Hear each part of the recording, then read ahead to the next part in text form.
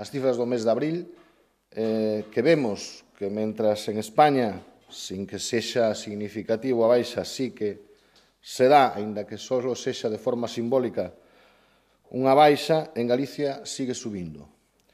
É a primeira vez na historia, desde que temos datos, que no mes de abril aumenta o paro en Galicia. Aínda conte un destacado membro do Partido Popular o aducía a climatoloxía. Creo que en abril sempre choveu en Galicia bastante. E a pesar de ter chovido, o paro en abril en Galicia sempre descendeu.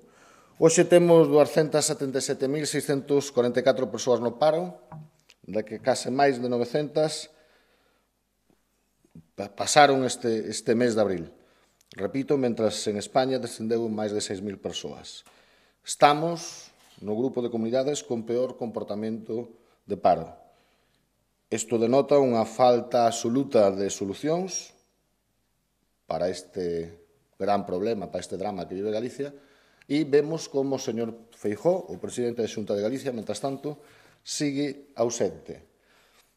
Tras 3 anos de goberno, de recortes en investimentos, en promoción económica, en políticas activas de emprego, servicios básicos, servicios sociais, o que temos que sumar agora os recortes que o señor Rajoy, como o resto do Estado, nos pretende aplicar, a situación de Galicia, repito, a pesar de que o señor Feijóo, e así o poñen de exemplo o resto dos responsables do Partido Popular de toda España, é o adalid dos recortes, e foi o primeiro que empezou a facer recortes, e, polo tanto, foi o primeiro que empezou a pôr en práctica esta política absurda de castigar sempre aos mesmos, que son os cidadáns, castigalos recortándolle servicios, castigalos fiscalmente, subíndolle os impostos e castigalos mesmo nos seus dereitos e, polo tanto, abocándoos a que aqueles que aínda conservan o seu traballo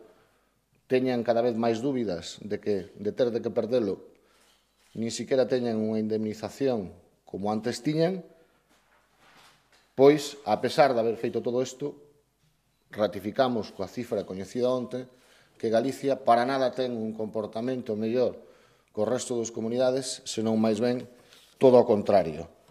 Miremos o dato que miremos o do paro, miremos o do PIB, donde Galicia tamén ten, dato tras dato, peor comportamento co resto do Estado. Miremos o índice de produción industrial, donde, mentras que en Galicia decae case 10 puntos por 100, en España 2,5, non encontramos, non atopamos nin un só dato que ratifiquen que esas políticas de recortes e que se basa únicamente en recortar hayan dado ou deran ningún tipo de fruto positivo para esta comunidade autónoma.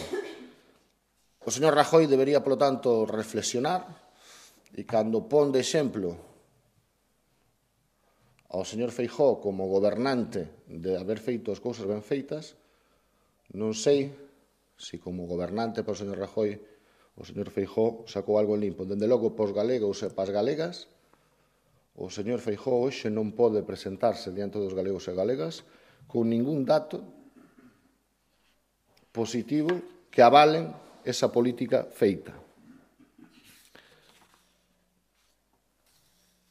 Estamos na perfecta cadratura do círculo. Como dixen antes, en contra dos cidadáns. Os gobernos que, en teoría, deberían estar para axudar, para favorecer, para protexer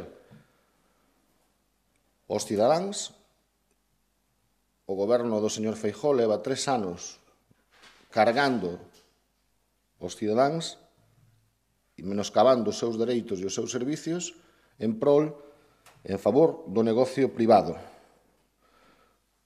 Apelamos unha vez máis, como onte fixo o secretario xeral, unha vez máis reiteramos o ofrecemento do Partido Socialista e de que haxa unha comisión, un grupo de traballo onde estemos representados todos para abordar os graves problemas e que Galicia non pode seguir esperando. Xa o señor Feijóo tuvo tempo suficiente de ofertar e xa tuvo tempo suficiente de pôr en práctica aquelas políticas que houbera posto e o único que fixo foi recortes.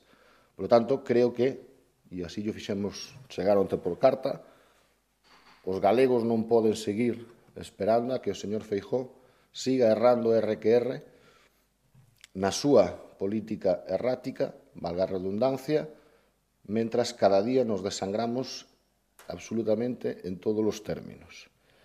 Nos parece inadmisible e posto que o señor Feijóo sempre ten ese famoso dito de que pode perdonar a quen meta a pata pero non a quen meta a man, baixo o punto de vista do Partido Socialista e dos compañeiros representantes da Mancomunidade de Ullaumia, o alcalde de Portas non pode seguir ni un minuto máis como presidente desa mancomunidade.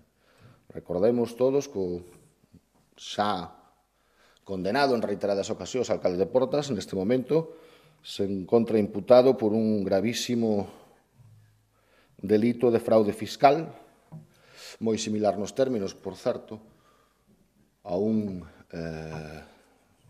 caso que o Partido Popular sacou peito ademais e que nós nese sentido non temos ningún tipo de reproche cando dimiteu e, polo tanto, creemos que, aínda que Portas non é Santiago, os veciños de Portas e, por suposto, no que nos depende a mancomunidade de Ullaumia, na que estábamos colaborando polo ben do funcionamento desa mancomunidade, nos polo menos o Partido Socialista lle vai pedir aos compañeiros que non poden seguir sendo cómplices no goberno desa mancomunidade dunha persoa pois que el mesmo e os feitos están aí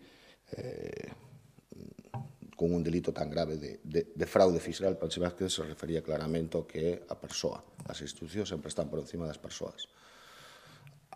A institución do Valedor do Pobo, eu creo que, ademais de todo o recoñecemento, por suposto, legal que ten, se en algún momento é necesaria, neste máis que nunca. Nun momento onde se están recortando e se están tirando por chan absolutamente moitísimos dereitos dos cidadáns, o que precisamos é un valedor do pobo, pero que este ao lado do pobo e que defenda os intereses do pobo e dos cidadáns. É verdade que o que non precisamos para nada e non precisaríamos para nada é se convertise a institución do valedor do pobo en valedor do goberno ou valedor do Partido Popular. Eso sí que non tería sentido. O proceso de primarias está perfectamente estipulado como se fai, como se acomete. E, por outro lado, xa o propio secretario xeral o manifestou en reiteradas ocasións e, en todo caso, ainda que non fose así, é un proceso que está aí e que hai que facer ante a elección dun candidato. Agora estamos inmersos nun proceso que é o da renovación das estruturas provinciais. Para facer o proceso de primarias exixe toda unha convocatoria dos órganos de dirección do partido para decidir e para facer cando se fai, como se fai e de que maneira se fai. Bueno, sobre todo, cando se fai, máis que de que maneira, porque eso xa está recollido. Por lo tanto, non hai moito que comentar sobre ese tema. É dicir, o Partido Socialista, unha vez que aborde este proceso de renovación das provinciais, decidirá nos seus órganos, que xa están perfectamente claros como hai que facelo, pois en que momento decida abordar ese proceso. Nin bo nin malo que haxa unha nin que haxa dúas, será o que a provincia queira. Home, lóxicamente, como dirección e como responsable da organización, por suposto, a mí me gustaría, e neso estou traballando e vou seguir traballando e aportando o pouco que eu poida, para que se reúna o máximo consenso en torno a unha candidatura, por suposto, que iso é o ideal. Pero sin dramatizar que haxa dúas, nin moito menos,